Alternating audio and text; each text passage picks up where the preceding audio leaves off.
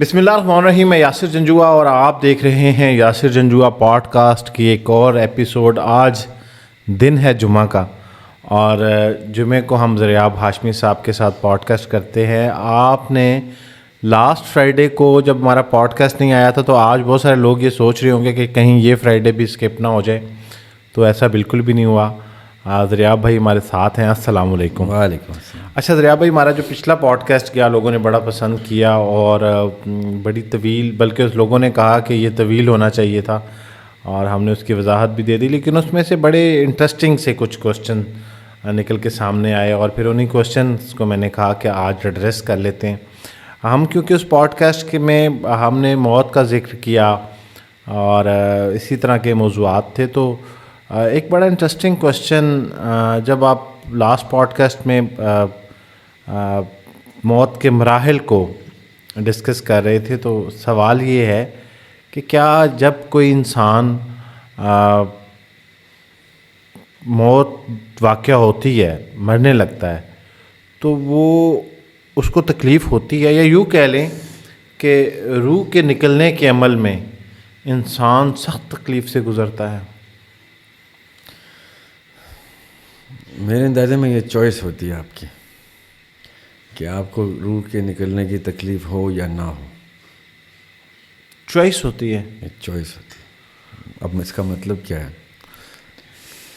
کوئی شخص نہیں چاہتا کہ اس کی جب روح نکلے تو اس کو تکلیف ہو, لیکن کوئی شخص یہ بھی نہیں چاہتا کہ وہ اس تکلیف کو اوائڈ کرنے والی زندگی گزارے. مطلب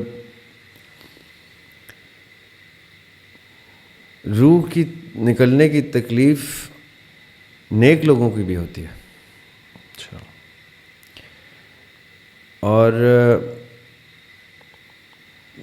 ان لوگوں کی بھی جو ٹھیک راستے پہ ہیں, لیکن روح کے نکلنے کی تکلیف ان لوگوں کو نہیں ہوتی جو شہادت کے راستے پہ ہوتے ہیں. مطلب کہ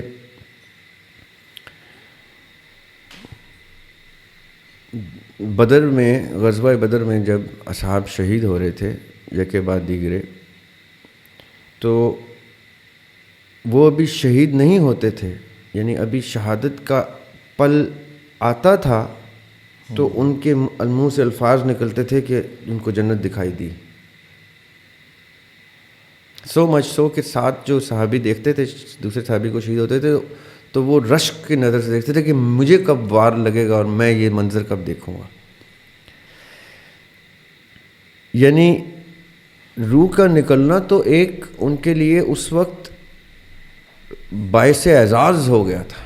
یہ میں نے آپ کو, ہم پچھلی پوڈ کاسٹ میں بھی ڈسکس کر رہے تھے کہ کسی کو یہ سمجھ میں آ جائے کہ انتقال جو ہے, منتقل ہونا وصل کا پل ہے, تو عاشق کے لیے یا محبت کرنے والے کے لیے یا وفا کے راستے میں جو اپنی جان دیتا ہے وہ تو جان ہتھیلی پہ رکھ کے آتا ہے, وہ تو کہتا ہی ہے کہ میں جان دینے کے لیے آیا ہوں. اس کے لیے وہ تکلیف ایک انڈیکیشن ہوتی ہے کہ ہاں میں پر ہو گیا. جب مولا علی کو وار ہوا ہے, جس وار سے وہ شہید ہوئے, تو ان کو وار ہوتا گیا تو انہوں نے کیا کہا, فزت برب کعبہ, رب کعبہ کی قسم میں کامیاب ہو گیا. یہ جو کامیابی والی موت ہے, اس کا مطلب اور مقصد یہ ہے کہ یہ تکلیف نہیں ہے. جیسے کہ لیٹ سے میں ایک ڈاکٹر کے پاس جاتا ہوں کہ مجھے تکلیف ہو رہی ہے, مجھے کوئی مرض ہے, تو وہ مجھے کوئی انجیکشن لگائے یا کڑوی دوا دے, تو وہ انجیکشن کی جو تکلیف ہے وہ مجھے سرور دے گی, کیونکہ مجھے اس مرض سے دور کر دے گی, اس تکلیف سے دور کر دے گی. یہ جو روح نکلنے کی تکلیف ہے یہ اس کے لیے باعث شفا ہے, باعث شرف ہے, باعث افتخار ہے کہ میں تو یہ تکلیف 10 دفعہ لوں, آج ادھر سے جاؤں پھر اللہ سے کہوں کہ مجھے واپس بھیجے, میں پھر یہ تکلیف لوں. وہ پرسپیکٹیو چینج ہو جاتا ہے. تو تکلیف کا پرسپیکٹیو چینج ہوتا ہی تب ہے جب آپ زندگی ایسی گزارتے ہیں اور موت ایسی ڈیزائر کرتے ہیں. اتنی شاہانہ موت لیتے ہیں کہ آپ کہتے ہیں جس کو یہ تکلیف نہیں ملی وہ رہ گیا، وہ ہار گیا. اب یہ وہ تکلیف کا دیکھنے کا نقطہ نظر ہے جس میں تکلیف نہیں رہتی، تکلیف انڈیکیشن بن جاتی ہے. ورنہ آف کورس اگر ہم سادی اموات لیتے رہیں گے نا، جیسے ہم لوگوں کو عادت ہو گئی ہے زمینیں جائیدادیں چھوڑ کے وصیتیں لکھ کے مرنے والی موتیں، جس کی مسجدوں میں اعلان ہوتے ہیں کہ جی فلاں جس کو کوئی بھی نہیں پہچانتا وہ فوت ہو گیا آ جانا، وہ ہم موتیں لیتے رہیں گے تو واقعی تکلیف واجب ہونی چاہیے، بڑی سخت ہونی چاہیے. ہمیں ڈرنا چاہیے کہ ہم کہیں کوئی سستی موت تو نہیں لے رہے. ہمیں موت ایسی آئے کہ ہماری زندگی کا حاصل ہو وہ موت، لوگ اس موت کی مثال دے کے دیں کہ ایسے جاتا ہے مومن. اور یہ میں صرف دینی پیرائی میں نہیں کہہ رہا، میں مذہب کے اسپیکٹ سے نہیں کہہ رہا. یہ جس کو اس چیز کا پتہ چل جائے نا یاسر بھائی، وہ تو ڈھونڈتا ہے موت اپنی. وہ ایک جملہ ہے نا، مرو تو موت کہے کون مر گیا یارو، شان سے جائے. شان سے. تو جو شان سے جو جاتا ہے اس کو موت کی تکلیف تو اس کو چاہیے، ڈیلی بیسس پہ تڑپتا ہے وہ کہ مجھے وہ موت کیوں نہیں نصیب ہو رہی. اچھا اسی کے ساتھ کنیکٹ کر لیں کہ اب ایک یہ میرے سامنے جب یہ سوال آیا تو میں نے کہا کہ کتنا ڈیپ سوچتے ہیں لوگ، اور پھر میں نے اس کو اسٹڈی کیا اور مجھے پتہ چلا کہ اس سوال کے پیچھے بڑی لمبی کہانی ہے کہ کیا انسان کی روح جب نکلتی ہے تو وہ کوئی ویٹ کیری کرتی ہے اپنا، مطلب روح کا بھی کوئی وزن ہوتا ہے. تو مجھے لگا کہ یہ شاید عام سا سوال ہے. پھر جب میں نے اس کے اوپر تھوڑی سی ریسرچ کی تو مجھے پتہ چلا ابن سینا نے بھی اس کے اوپر بات کی ہے، ارسطاٹل نے بھی اس کے اوپر بات کی ہے، بلکہ اس پہ تو باقاعدہ ایک ریسرچ ہوئی ہے، اور اس ریسرچ نے یہ ثابت کیا کہ شاید 21 گرام ویٹ ہوتا ہے روح کا. اور بعد میں اس کو پھر نن انوائٹڈ بھی کر دیا گیا کیونکہ اس کے مشاہدات میں نئی چیزیں آنا شروع ہوئیں.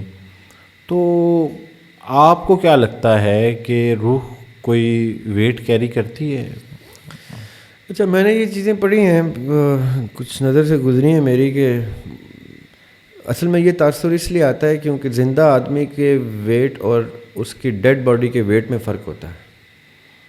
لیکن میں آپ کو اسٹرینج بات بتاؤں کہ کئی لوگوں کی ڈیڈ باڈیز ان کی زندہ ہونے کے ویٹ سے زیادہ بھی ہو جاتی ہیں، ان کی تو میت اٹھانا مشکل ہو جاتی ہے. تو یہ کچھ سائنٹیفک چیز اس کی نکالی جائے تو نکالی جائے، کیونکہ اگر کوئی شخص واقعتاً قرآن پہ یقین رکھتا ہے تو اس کو تو یہ تک پتہ ہے کہ جب وہ سوتا ہے تو اس کی روح قبض ہو جاتی ہے، تو اس کا تو ویٹ، باڈی ویٹ سوتے میں بھی چینج ہو جانا چاہیے. پھر یہ تو تجربہ میں آج رات بھی کر سکتا ہوں، آپ بھی کر سکتے ہیں کہ کوئی ویئنگ مشین رکھتی جائے ایسی، میں کسی کانٹے پہ سو جاؤں اور ہاں اس کے ساتھ لگا دیں آپ، کیمرہ لگا لیں اور باڈی ویٹ پتہ چلے کہ جیسے ہی دریاب سویا ہے دیکھو کتنا ویٹ کم ہوا ہے اس کا، کیونکہ سوتے ہی قرآن پاک میں اللہ تعالیٰ کہہ رہے ہیں کہ میں روح قبض کر لیتا ہوں. تو اس کا مطلب یہ ہے کہ وہ تو ڈیلی بیسس پہ ہم آپ چیک کر سکتے ہیں کہ روح کے نکلنے سے ویٹ کتنا کم ہوتا ہے. اگر کسی نے تجربہ کرنا ہے تو آج ویئنگ مشین پہ سو کے دیکھ لے، اس کو پتہ چل جائے گا کتنے گرام کی روح نکلی ہے. تو لہٰذا ہم یہ کہہ سکتے ہیں میرے خیال سے کہ شاید امر ربی ہے روح، تو پھر اس کا تو وزن سے کوئی تعلق نہیں ہے. یہ جو مرنے کے کانسیپٹ ہے نا کہ مرنے کے بعد باڈی ویٹ میں چینجز آتی ہیں، یہ آئی بلیو کہ اس کے مرنے پہ ڈپینڈ کرے گا کہ جیسے جیسے وقت بیتتا جائے گا اس کی باڈی کے ویٹ میں چینجز آتے جائیں گے، کیونکہ اس کا مولیکولر موشن، حرکت آہستہ آہستہ آہستہ آہستہ پورے مولیکولر موشن کی ختم ہوتی ہے. ایک ٹائم آتا ہے کہ باڈی ٹھنڈی پڑ جاتی ہے. تو اس وقت تک یا تو آپ تجربے میں کسی بیچارے کو رکھ لیں، کوئی بھی نہیں چاہے گا کہ اس کے جاننے والے کی میت کے اوپر ایکسپیریمنٹ کیا جا رہا ہو، لیکن یہ یا تو اس تجربے سے گزارا جائے کسی کو کہ ہاں جی سوتے ہوئے اس کا ویٹ کتنا کم ہوا ہے، اور وہ پھر بعد میں مرتے ہوئے بھی اس کا ویٹ دیکھا جائے کہ کتنی دیر میں کتنا کم ہوا ہے. یہ بہت سائنٹیفک سا کویشچن لگتا ہے مجھے. اس کا روح سے ڈائریکٹلی کوئی تعلق نہیں بنے گا. اس کا سائنس کے اسٹوڈنٹس جو ہیں وہ زیادہ بہتر جواب دیں گے کہ باڈی ویٹ میں جو چینجز آتے ہیں وہ کیوں اور کتنے ٹائم میں کتنے آتے ہیں. اچھا ضیاب بھائی، ایک شخص یہ جاننا چاہ رہا ہے کہ اس کو اب یہ پتہ نہیں جب خواب کے سوالات آتے ہیں تو مجھے لگتا ہے یہ ہم نے اتنے ڈسکس کیے ہیں، لیکن میں ایز اے کرٹسی میٹر یہ ڈسکس کر لیتا ہوں کہ بار بار پوچھنے پہ کہ ان کو اپنے ہر خواب میں مسلسل صرف فوت شدگان نظر آتے ہیں. مطلب ہے کہ ایوری ڈریم جو ہے وہ اس میں ایک ہی پیٹرن ہے کہ ہر وہ شخص جو دنیا سے جا چکا ہے اور ان کا ان سے کوئی بھی تعلق ہے یا رشتہ ہے ان کو وہی دکھتے ہیں. اور بارہا انہوں نے جب خواب دیکھا ہے تو وہ یاد کرنے کے باوجود کوئی اور خواب نہیں آتا، تو وہ کہتے ہیں کہ میرے ساتھ یہ کیوں معاملہ ہے. اب اس کی تعبیر تو شاید ہم نہیں بتا سکتے، لیکن ایسا ہونا، اب آپ اس کو کیسے آنسر کریں گے؟ میں ذاتی طور پہ یہ سمجھتا ہوں، کیونکہ انفارچونیٹلی یا فارچونیٹلی لوگ خواب بہت ڈسکس کرتے ہیں سیشنز میں بھی، پرائیویٹ سیشنز میں، میسیجز میں. تو ہر خواب کا رنگ ڈیفرنٹ ہوتا ہے، ہر خواب کی تعبیر ڈیفرنٹ ہوتی ہے. لیکن روحیں جب سوتے ہوئے، جب روحیں کسی ایک سیکشن میں جاتی ہیں جہاں پہ ان کا انٹریکشن دوسری روحوں سے ہوتا ہے، اور کسی شخص کو بار بار انہی لوگوں سے ملنے کا اتفاق ہوتا ہے خواب میں جو جا چکے ہیں، تو اس کا میں ذاتی طور پہ تعبیر تو نہیں، مطلب بتا سکتا ہوں کہ یہ ہے کہ اس شخص کی روح کا ان لوگوں کی ارواح سے، جن لوگوں کی ارواح سے وہ ملتی ہے، اس کی روح، کوئی ایسا تعلق اس دنیا میں آنے سے پہلے اور اس دنیا سے جانے کے بعد ایسا اسٹیبلشڈ ہے کہ وہ مانوس ہے ان روحوں سے، تو وہ جاتی ہی ان کے پاس ہے. یہ تو ایک ظاہری مطلب ہے جو مجھے سمجھ میں آتا ہے اس کا، جو مجھ سے ایسا سوال پوچھتا ہے میں اس کو بتاتا ہوں. باطنی مطلب اس کا یہ ہے جو اب وہ خواب پہ ویری کرے گا ہر شخص کے، کہ کئی لوگوں کے ساتھ ہوتا یہ ہے، جو احادیث کی روشنی میں بتا رہا ہوں، کہ کئی لوگوں کی ارواح کو، روحوں کو، یعنی کسی شخص کی روح کو ٹاسکس ملتے ہیں. وہ بڑے خاص لوگ ہوتے ہیں. وہ ٹاسک کیا ہوتے ہیں کہ کتنے ہی لوگ اپنے ادھورے ضروری کام چھوڑ کے چل بستے ہیں. سوری، یعنی میں گزر گیا اور کتنے کام تھے جو رہ گئے، اور مجھے پتہ ہے کہ آپ خواب کو ویلیو دیتے ہیں، چاہے آپ میرے سگے ہیں یا دوست ہیں یا قریبی ہیں. صحیح ہے. میں خواب میں آیا آپ کے، اور میں نے آپ کو ریکویسٹ کی کہ یاسر بھائی میں چل بسا ہوں اور کچھ چیزیں ادھوری رہ گئیں، تو آپ میرے کچھ کام دنیا میں کر دیں. تو پھر آپ کو وہ خواب آئے گا، بار بار آئے گا، یہاں تک کہ آپ کو یقین آ جائے کہ واقعتاً کوئی ٹاسک ہے جو دریافت کر رہ گیا تھا.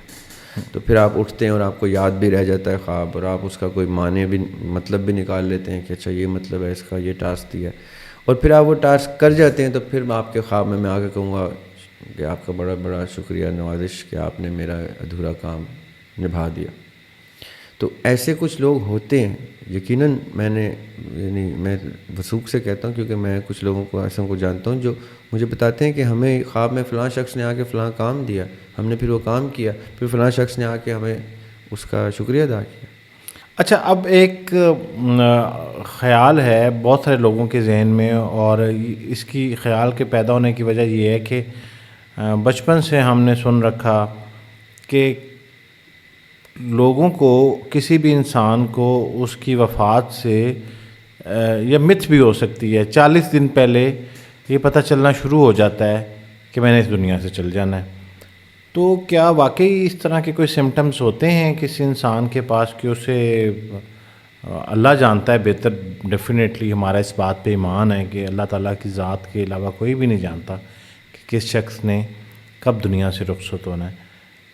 تو لیکن انسان کے پاس کوئی سمٹمز آتے ہیں، ایسا ہوتا ہے کہ اسے پتہ لگنا شروع ہو جائے کہ یہ میرا وقت قریب ہے. کیونکہ بعض بزرگوں کو دیکھا گیا ہے کہ انہوں نے اپنے اولاد کو یا نواسوں نواسیوں کو، پوتے پوتیوں کو، بزرگوں نے خاص طور پہ بلایا اور انہوں نے کچھ نصیحتیں اور وصیتیں کی ہوں، یہ کہتے ہوئے کہ میرا وقت قریب ہے، اور پھر وہ چل بسے، تو لوگوں کو پتہ چلتا ہوگا؟ دیکھیے میں تو بڑی قریبی بات بتاتا ہوں آپ کو. میرے والد صاحب جب ہارٹ ٹرانسپلانٹ کے لیے امریکہ جا رہے تھے تو ہم نے کافی وقت اکٹھے گزارا اور گفتگو کی. انہوں نے تو مجھے کہہ دیا تھا، ان کی آخری جو کتاب ہے بہت نزدیک آتے جا رہے ہو، ان کی کتاب کا نام ہے، اس کتاب کے کئی اشعار تو کلیئرلی بتا رہے ہیں کہ وہ جا رہے ہیں. ان کا مثال کے طور پہ ایک شعر ہے اس کتاب میں کہ زندگی پاؤں نہ دھر جانب انجام ابھی، زندگی پاؤں نہ دھر جانب انجام ابھی، میرے ذمے ہیں ادھورے سے کئی کام ابھی. تو وہ تو بول ہی رہے تھے کہ مجھے پتہ میں واپس نہیں آؤں گا. پھر میری جب وہ امریکہ میں تھے، اب ہارٹ ٹرانسپلانٹ کی سرجری تھوڑی ڈیلیڈ تھی کیونکہ وہ ویک تھے، باڈی ان کی سرجری سسٹین نہیں کر سکتی تھی. تو فون پہ مجھ سے ریگولر رابطہ تھا. وہ مجھے کہتے تھے کہ مجھے پتہ ہے میں واپس نہیں آ رہا. تو کئی لوگوں کو واقعی اشارہ ہو جاتا ہے کہ وہ جانے کا وقت آ گیا ہے. جیسے ہم نے پچھلی پوڈ کاسٹ میں بھی ڈسکس کیا کہ کئی لوگ تیار ہو جاتے ہیں کہ بس اب ہم نے جانا ہے، ان کو پھر کوئی دنیا کی طاقت روک بھی نہیں سکتی. اچھا، اس کو الہام کا نام دے سکتے ہیں اگر وہ کلیم کریں کہ ان کو الہام ہو. کئی لوگ الہام کا اظہار کرتے ہیں کہ ہمیں خبر آ گئی ہے کہ بلاوا آ گیا ہے کہ اب ہم جا رہے ہیں. کئی لوگ اپنے شعور سے یہ چیز آئیڈینٹیفائی کرتے ہیں کہ بس اب میرا یہاں پہ کچھ کام ایسا رہ نہیں گیا. اب مجھے نہیں پتا کہ وہ تکمیل کے کون سے مراحل پہ ہوتے ہیں کہ وہ کہتے ہیں کہ سب کچھ مکمل ہو گیا، لیکن ایسا ہے کہ کہتے ہیں لوگ. اور میرے بڑے قریبی رشتہ دار جو ہیں، بزرگ ہستیاں اور بڑے، وہ ہمیں بچپن سے ہمیں نظر آتا تھا، وہ کہتے تھے کہ اب ہم بس جا رہے ہیں، ملتے تھے. دوسرے ملکوں سے بلا لیتے ہیں اپنے رشتہ داروں کو کہ آ جاؤ اب اس سے پہلے کہ تم مجھے دیکھ نہ پاؤ. تو یہ تو بڑا کامن فنامنان ہے کہ لوگوں کو پتہ چل جاتا ہے. لیکن کیا یہ ہر کسی کے ساتھ ہوتا ہے یا ہر کسی، کیونکہ کتنے ہی لوگ تو بیچارے حادثاتی یا کسی ایسے مرض میں لاحق ہو کے وقت سے پہلے چلے جاتے ہیں جو ان کا وقت نہیں ہوتا. تو ابھی میں نے بڑی اسٹرینج سی اسٹیٹمنٹ دے دی ہے کہ ان کا وقت نہیں ہوتا.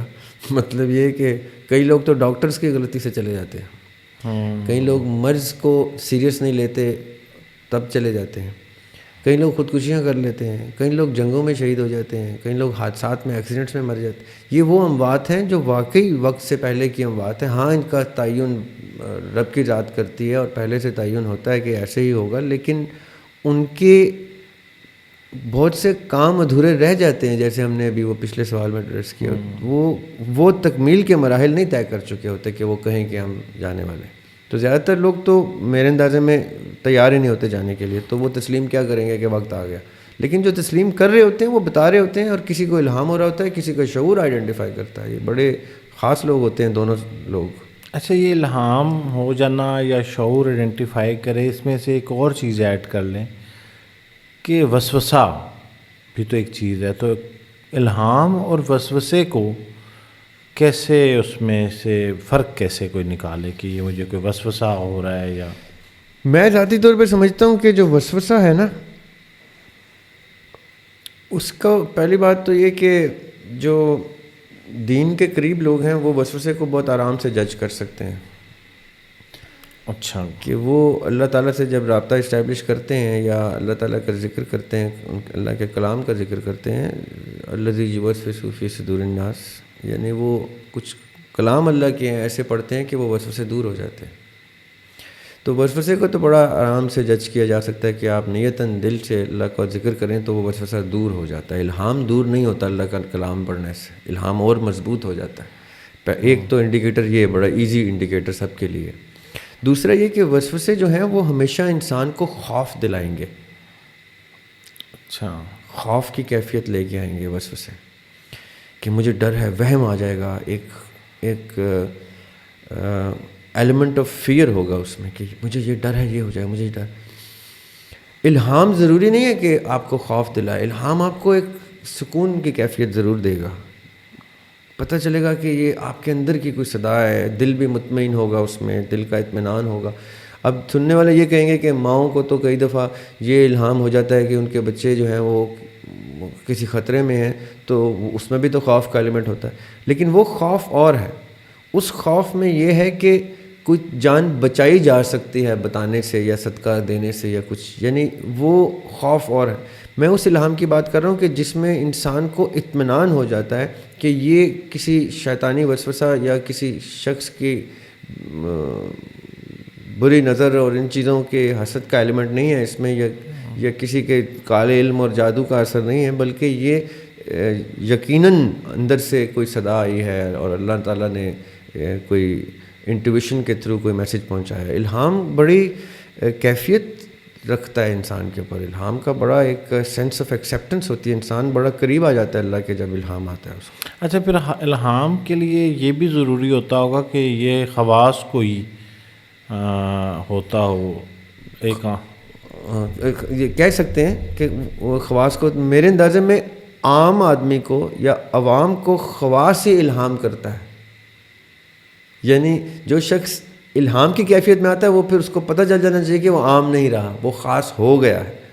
وہ اس لمحے سے پہلے تک عام آدمی ہی تھا. ہر شخص عموماً اپنے آپ کو عام آدمی کہتا ہے، کیونکہ یہ عاجزی کا ایک کیفیت ہے کہ میں بھی اپنے آپ کو ایک عام شخص ہی سمجھتا ہوں، ایک عام سا طالب علم ہوں. میں اچانک سے مجھے اللہ کی طرف سے کوئی الہام آ جائے گا تو مجھے وہ انڈیکیشن آئے گی کہ اللہ کی نظروں میں کسی سطح پہ اس پل میں ایک خاص شخص بن گیا تھا کہ اللہ تعالیٰ نے مجھے اس قابل سمجھا کہ مجھ تک کوئی الہام آ گیا.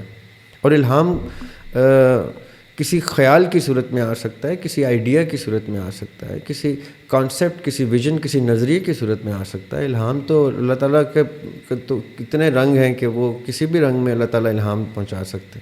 اچھا، ویسے کوئی ریاض بھائی ایسی پریکٹس ہوتی ہے کہ کوئی کسی شخص کا انٹیوشن بہت تیز ہو جائے؟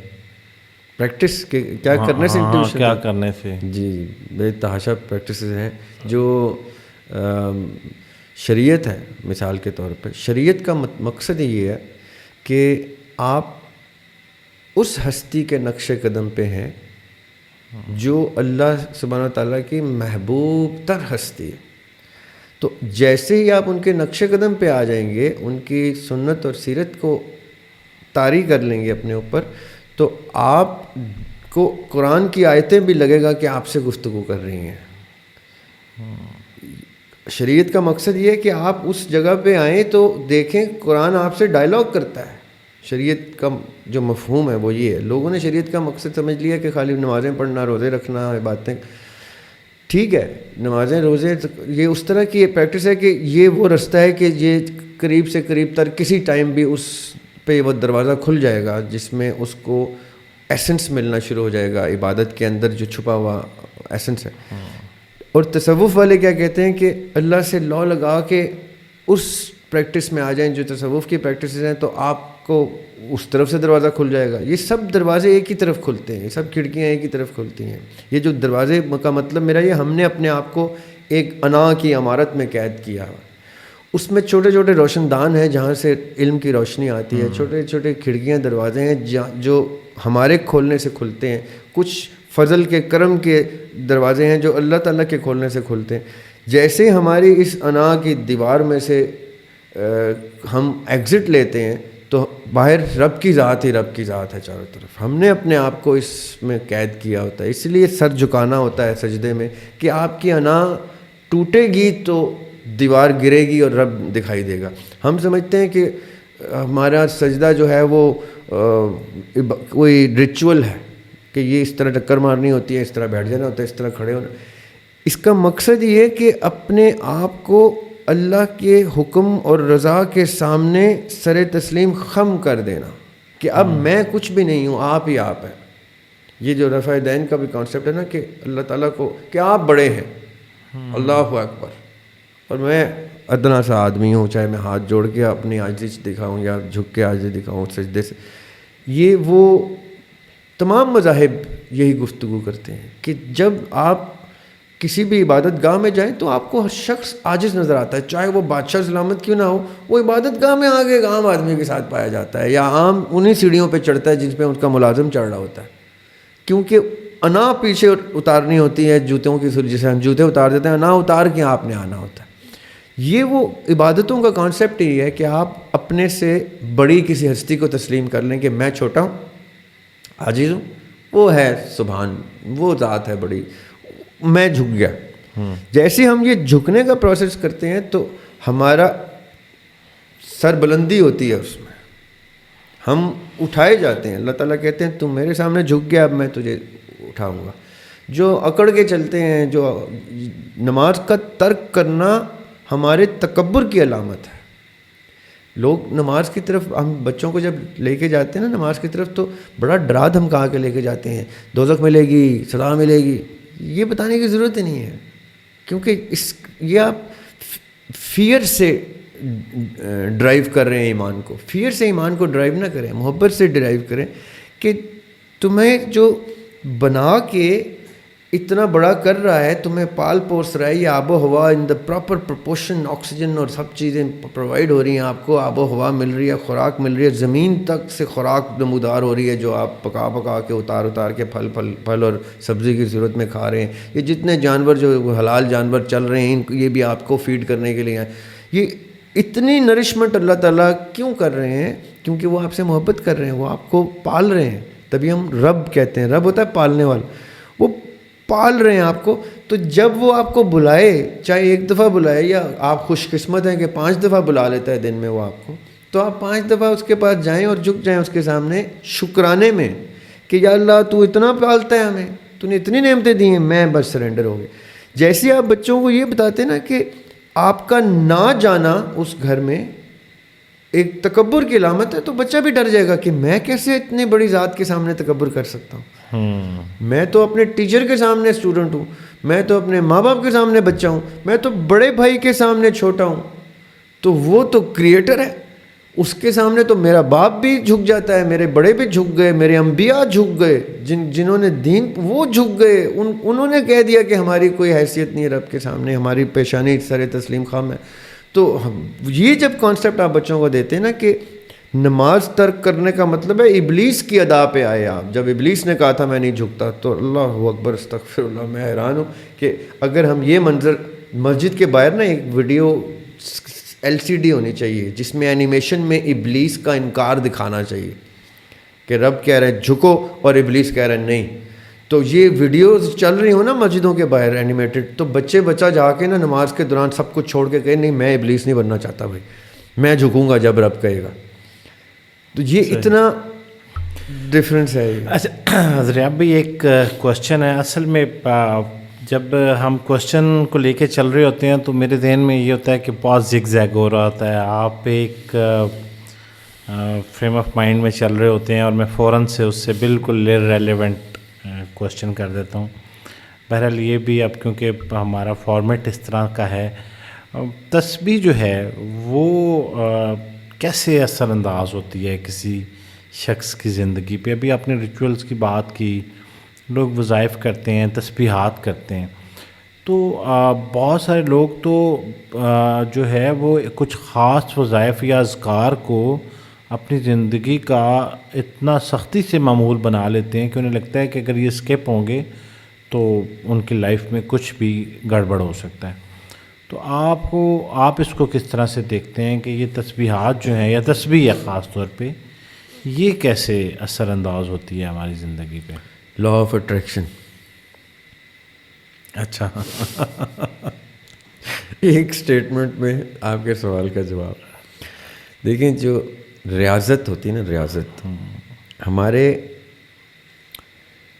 جو گلوکار ہوتے ہیں نا یا استاد گھرانے سے تعلق رکھتے ہیں، وہ ایک جملہ بار بار بولتے ہیں کہ جی آپ اتنا اچھا کیسے گا لیتے ہیں؟ جی ریاضت بڑی کی ہے ہم نے بڑی ریاضت کی ہے، تپسیا ایک عمر لگائی ہے، ریاض کیا ہے، ریاض. جس سنگر سے بھی آپ پوچھیں نا جو جس کو ہم اصل میں گانا جانتا ہے، جو اس سے جب آپ پوچھیں نا کہ آپ اتنے اچھے سر کیسے لگا رہے ہیں، جی ہم ریاض کرتے ہیں. کتنا ریاض کرتے ہیں؟ جی ہم تو گھنٹوں ریاض کرتے ہیں، گھنٹوں. وہ کیا ہوتا ہے کہ آپ ایک سر لیتے ہیں کسی ہارمونیم کا، سا لیتے ہیں، سا جو پہلا سر ہوتا ہے، اور اس کے ساتھ گلے کو ٹیون کرتے ہیں، سا سا، اور وہ سا کے اوپر ہی کتنے گھنٹے لگا دیتے ہیں. جیسے ہی ہارمونیم کا نوٹ اور آپ کے گلے کا نوٹ ایک جیسا ساؤنڈ کرنا شروع کرتا ہے تو وہ آپ کے کان میں ہارمونیم کا سر پکا ہو رہا ہوتا ہے اور آپ کے زبان سے جو سر نکل رہا ہے وہ ایک جیسے جب سنائی دیتے ہیں تو آپ کہتے ہیں میری سا کی ریاضت پوری ہو گئی. اب میں بغیر ہارمونیم کے بھی سا بولوں گا تو کوئی ہارمونیم سے سا بجائے گا تو ایک ساؤنڈ کریں گے. یہ کیا ہوا کہ آپ نے اتنا ریاض کیا, اتنا اس کو دہرایا, اتنا دہرایا کہ وہ آپ کا حصہ بن گیا, اب آپ سے جدا ہی نہیں ہو رہا. اب آپ مہدی حسن خان صاحب جو ہیں اتنا بڑے سنگر تھے, اتنے بڑے سنگر تھے کہ لوگ اپنے ہارمونیم لے کے آتے تھے ان کے پاس, اور مہدی حسن خان صاحب چارپائی پہ تشریف فرما ہوتے تھے اور مہدی حسن خان صاحب کرتے تھے سا, تو ہارمونیم والے اپنے ہارمونیم کے سا ٹیون کرتے تھے ان کے گلے کے ساتھ. واہ, کہ میرا ہارمونیم بے سرا ہے, مہدی صاحب کا سا جو ہے وہ سر میں. یہ کیا ہوا, یہ لا آف اٹریکشن سے انہوں نے سا کو ایکوائر کر لیا. صحیح. یہ اب میں نے آپ کو کیوں مثال دی, کیونکہ یہ ڈیلی بیسس کی ٹینجبل مثال ہے. ٹھیک ہے, اب میں آتا ہوں آپ کے تسبیح والے سوال پہ. تسبیح کیا ہوتی ہے؟ ریاضت. آپ ایک اسم اعظم لیتے ہیں یا کوئی وظیفہ لیتے ہیں اور اس کو پڑھنا شروع کر دیتے ہیں. جی پوچھے کتنی دفعہ پڑھتے ہیں یا کتنے گھنٹے تو ہم نے سوچے ہی نہیں, ہم نے تو کاؤنٹر پکڑا ہے, میں نے تو 1,00,000 دفعہ یہ پڑھ لیا, تو اتنے 2,50,000 دفعہ یہ کیا ہو رہا ہے؟ ریاضت ہو رہی ہے اس لفظ کی جو لفظ اپنے اندر چھپے رموز راز عیاں کر دیتا ہے آپ.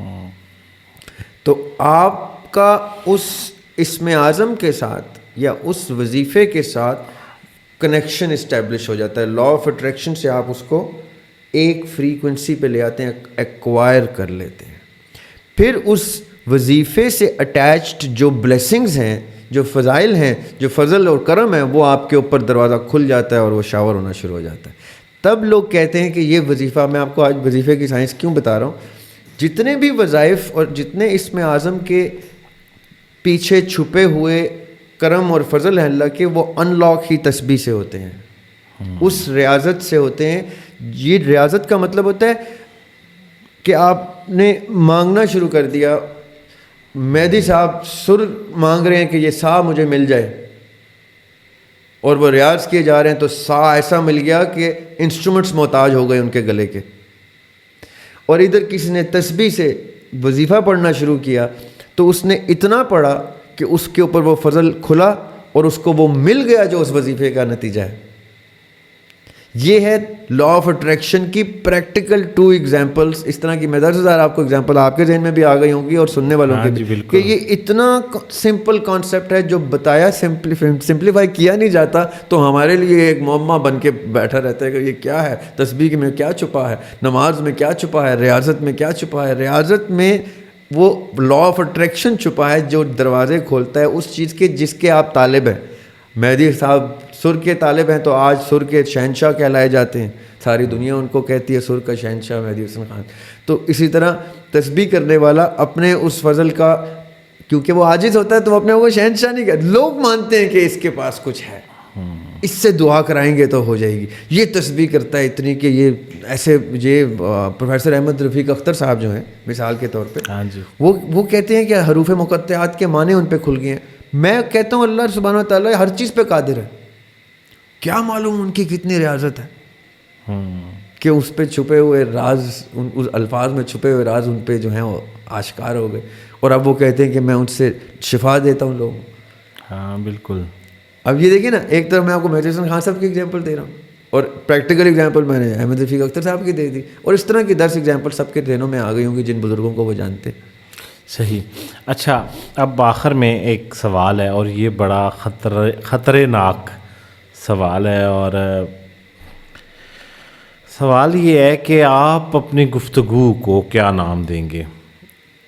آج تک لوگوں نے جتنے آپ کے پوڈ کاسٹ سنے, اور وہ اگر کنکلوڈ کرنا چاہیں کہ ذریعاب ہاشمی جو ہے وہ کیا دین کی تبلیغ کر رہے ہیں, کیا وہ کسی خاص ایک نظریے کو پروموٹ کر رہے ہیں. پروموٹ کا لفظ تو بڑا ڈینجرس ہوتا ہے, لیکن چلیں ہم کریکٹ کر لیتے ہیں. یا ایک کوئی یونیک اسکول ہے جو انہیں لگتا ہے کہ لوگوں کو سمجھ آ جانا چاہیے. اب یہ آپ ایکسپلین کریں کہ آپ کی گفتگو کو اگر کوئی نام دینا چاہے موضوع کی شکل میں, سبجیکٹ کی شکل میں, تو اس کو کیا سبجیکٹ کا نام دیا جائے؟ دیکھیں, پہلی بات تو یہ کہ دین کی تبلیغ کے لیے تو اللہ سبحانہ و تعالیٰ بندوں کو چنتے ہیں. انسان نہیں چن سکتا اپنے آپ کو کہ میں نے دین کی تبلیغ دینی ہے. ٹھیک ہے. تو میں تو یہ جرأت اور جسارت کر ہی نہیں سکتا.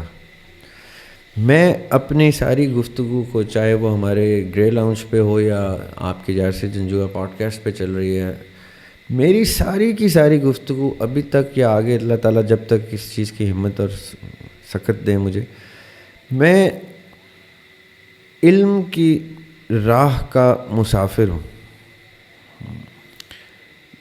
علم جیسے ہم طالب علم ہوتے ہیں, جیسے میں ایک طالب علم ہوں, میں عموماً وسیلہ میں اپنے وسیلہ کے اسکالرس کو یہ کہہ رہا ہوتا ہوں کہ میں ایک اسٹوڈنٹ ہوں جس کو شوق ہے کہ وہ اپنا ہوم ورک سب سے شیئر کرے. تو ٹیکنیکلی تو دریاب ہاشمی صرف اپنا ہوم ورک اور کلاس ورک اپنے اسٹوڈنٹ سے شیئر کر رہا ہے. مسئلہ یہ ہے کہ وہ ابھی تک فیل ہو کے اتنی پرانی کلاس میں بیٹھا ہوا ہے کہ ینگ بچے بھی آ کے اس کلاس میں اس بزرگ کو دیکھتے ہیں کہ یہ ابھی تک اسی جماعت میں ہے جس جماعت میں کتنے ہی لوگ آگے چلے گئے, یہ اسی جماعت میں پھنسا ہوا ہے. تو میں اپنا ہوم ورک کہتا ہوں, اتنے عرصے کا ہوم ورک ہے, پاس تو میں ہو نہیں سک رہا, تو مجھ سے ہوم ورک لے لو, شاید تمہارے کام آئے. صحیح.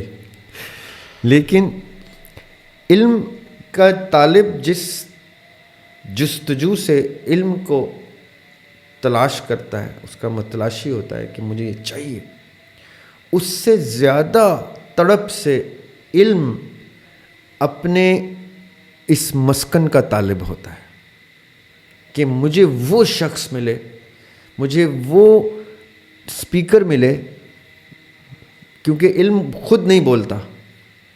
علم اس شخص کے پاس بسیرا کرتا ہے جس سطح کا علم اپنے معیار کے مطابق مسکن ڈھونڈتا ہے کہ اس شخص کی زبان سے میں عیاں ہونا چاہتا ہوں. تو جتنا معیاری علم ہوگا اتنے معیار کا مسکن ڈھونڈے گا وہ. میں اس لیے کہا کرتا ہوں کہ ہمیں چاہیے اپنے بچوں کو کہیں کہ اپنا معیار اتنا بلند کر لو کہ سب سے بلند علم یعنی قرآن پاک, اس سے بلند کوئی علم ایگزسٹ نہیں کرتا. اللہ کے کلام سے اوپر کا کوئی علم نہیں ہے. تبھی انبیاء علیہ السلام کے منہ مبارک سے وہ ہم تک پہنچا ہے. یہ علم جب اپنا بسیرا آپ کے اندر ڈھونڈ لے, تب آپ سمجھ لیں کہ آپ ایٹ لیسٹ اللہ کے معیار پہ آ گئے ہیں. اب اللہ تعالیٰ آپ سے اپنے کلام کی تفہیم لوگوں تک پہنچا رہا ہے. یہ علم کا ہائیسٹ پوڈیم ہے. اب ضروری نہیں ہے کہ آپ کو لگے کہ دریاب نے دیکھا گھما پھرا کے پھر بات قرآن پاک پہ لے آیا. اب مسئلہ یہ ہے کہ مجھے قرآن پاک سے افضل کتاب ابھی تک کوئی نظر نہیں آئی, انسان کی کم از کم تخلیق اس معیار پہ نظر نہیں آئی. اللہ تعالیٰ کے کلام میں ایک ایسا وزڈم ہے, یاسر بھائی آپ بھی واقف ہیں اس سے, اور ہر قرآن پڑھنے والا واقف ہے, کہ وہ آپ کو آج 1450 سال بعد بھی آج کا ابھی کا زندہ کلام ہے وہ, اور آنے والے کتنے ہی ہزاروں سالوں تک وہ زندہ رہے گا. یہ اس کی خوبصورتی ہے. اس میں جو چھپا ہوا علم ہے, یہ ایک طرف اگر ہم رکھیں تو جو دنیا کے دیگر اور علوم جو ہیں وہ بھی اپنا مسکن اسی طرح ڈھونڈتے ہیں کہ فلاں آدمی یا فلاں شخص میرے معیار پہ آ گئے. اب جو لوگ جیسے بھی میں نے مہدی حسن خان صاحب کا نام لیا, میں نے احمد رفیق اختر صاحب کا, میں دو مختلف جانرا کی گفتگو ہو رہی ہے, ٹھیک ہے, لیکن دونوں اپنے اپنے علوم کے اساتذہ ہیں. جس طالب علم نے علم کو یہ بتایا کہ میں اپنا معیار بلند کر رہا ہوں, وہ علم اس کے پاس آ گیا, اس نے اپنا مسکن ڈھونڈ لیا. سو مچ سو کہ مہدی حسن خان صاحب انسٹرومنٹس کے سر ٹھیک کر رہے ہیں, احمد رفیق اختر پروفیسر صاحب قرآن کے رموز عیاں کر رہے ہیں لوگوں پہ. یہ جیتی جاگتی دو مثالیں ہیں کہ علم کون کون سے علوم نے اپنا اپنا مسکن ڈھونڈا ہے. یہ اب آپ کی چوائس ہے, میری چوائس ہے کہ میں کس علم کے قابل بنتا جاؤں اور وہ علم مجھے میرے اندر اپنا بسیرا ڈھونڈے. میں cutting it short in the end, میں ایک اسٹوڈنٹ علم کا طالب اپنا ہوم ورک اسی طرح شیئر کرتا رہوں گا جب تک مجھ تک کوئی ہوم ورک کلاس ورک ملتا جائے گا، اور جب مجھے اس قابل سمجھا جائے گا کہ ہاں جی اپنے جرنی میں، اپنے ابھی تک کے سفر میں بتاؤ تمہارے فیلئرس کیا ہیں. میں ایک بات کہا کرتا ہوں جس پہ کلوز کرتے ہیں یہ کہ مجھ سے جب کوئی پوچھتا ہے نا کہ کامیابی کس رستے پہ ہے سوری، تو میں کہتا ہوں مجھے یہ تو نہیں پتا کامیابی کس رستے پہ ہے، لیکن مجھے ناکامی کے دنیا کے سب سے زیادہ رستے پتہ ہیں. تو آپ بتائیں آپ کون سے رستے پہ کامیابی ڈھونڈ رہے ہیں. اگر اس میں مجھے نظر آ گیا کہ آپ ناکام ہو جائیں گے تو میں بتا دوں گا، کیونکہ میں نے وہ تمام رستے ابھی تک، تمام تو نہیں، اتنے زیادہ رستے ناکامی کے دیکھ لیے ہیں کہ میں اتنا ناکام ہوا ہوں اتنی چیزوں میں کہ میں آپ کو یہ بتا دوں گا کہ آپ میرا 3536واں رستہ ایکوائر کر رہے ہیں میری لسٹ میں جو میں گزار چکا ہوں، اس لیے مت کیجیے گا اس میں ناکامی. تو مجھ سے لوگ مشورہ بھی تبھی لیتے ہیں کہ اس کو یہ پتہ ہے کہ میرا رستہ بتا دے گا کامیابی کا ہے کہ ناکامی کا ہے کہ نہیں. تو جب وہ کہتے ہیں نا کہ اچھا تجھے اس رستے کا نہیں پتہ تھا یار، میں کہتا ہوں نہیں پتہ. وہ کہتا اچھا پھر میں ٹرائی کر لیتا ہوں، کیا پتہ اس میں کامیابی ہو، کیونکہ ناکامی کے تو سارے رستے تجھے پتہ ہے. وہ ٹامس ایڈیسن نے جب فلمنٹ انوینٹ کیا تو اس سے پوچھا جب تو انہوں نے کہا آئی نو 999 ways how not to make a filament. تو I know 999 ways how not to be successful in anything. So you can benefit from that homework of this person جس کو ناکامی کے ساتھ کافی سارے رستے پتہ ہے. وہ کہتے ہیں نا کہ کسی شخص کو اگر یہ نہ پتہ ہو کہ مجھے کیا کرنا ہے تو یہ کوئی خطرناک بات نہیں ہے، لیکن یہ بڑا خطرناک ہے کہ اسے یہ پتہ ہونا چاہیے کہ میں نے یہ نہیں کرنا. تو نہیں کرنا پتہ ہونا چاہیے کیا کرنا ہے. اگر نہیں بھی پتہ تو گزارا ہو جاتا ہے. آپ سب کا بہت بہت شکریہ یہ پوڈ کاسٹ دیکھنے کا. آج جو پوڈ کاسٹ ہم نے کیا ہے یہ یقیناً اس کے نیچے ایک کومنٹ آئے گا دریاب بھائی کہ یہ مختصر ہے. نیکسٹ والا پوڈ کاسٹ ہم طویل کریں گے کیونکہ آج ہمارے پاس جتنے سوالات تھے ہم نے ایڈریس کر لیا. میٹ اپ کے بارے میں سوال بہت زیادہ آ رہا ہے کومنٹ میں، ہمارے نمبر پہ آپ کے میسیجز بھی آ رہے ہیں. انفیکٹ ایک تو ہم یہ ویدر کو مد نظر رکھتے ہوئے کچھ اس طرح کا سین چل رہا ہے اور کچھ جو لاسٹ 1-2 ویک سے کچھ مصروفیات تھیں، تو انشاءاللہ آپ کے میسیجز کو جو ہے وہ ہم اپنے پاس نوٹ کر رہے ہیں اور اس کی فہرست بھی بنا رہے ہیں. جیسے ہی اس کی کوئی فائنل ڈیٹ ڈیسائیڈ ہوتی ہے موسٹ پرابلی ہم نیکسٹ ویک میں اس کو اناؤنس کر دیں گے، تو وہ ڈیٹ آپ تک پہنچ جائے گی. اور اس کے ساتھ میں یہ واضح کرتا چلوں، اس سے پہلے بھی میں نے بتایا کہ یہ آن لائن سیشن نہیں ہوتا، اس میں آپ کی فزیکل پریزنس ریکوائرڈ ہے اور اسلام آباد کے اندر ہوتا ہے. دوسرے شہروں میں ابھی تک ہم نے یہ سلسلہ سٹارٹ نہیں کیا، جلد ہی انشاءاللہ تعالیٰ وہ بھی سٹارٹ کر دیں گے، لیکن فی الحال جو ہے وہ ہم اس کو اسلام آباد میں کریں. اور میسیج کرنے کے بعد آپ لوگ کہتے ہیں کہ شاید وہ پن لوکیشن نہیں آئی، تو وہ ایڈریس، پن لوکیشن، تاریخ اور وقت سب آپ کو ضرور مل جائے گا. سر آپ کا بہت بہت شکریہ. Sir thank you so much G.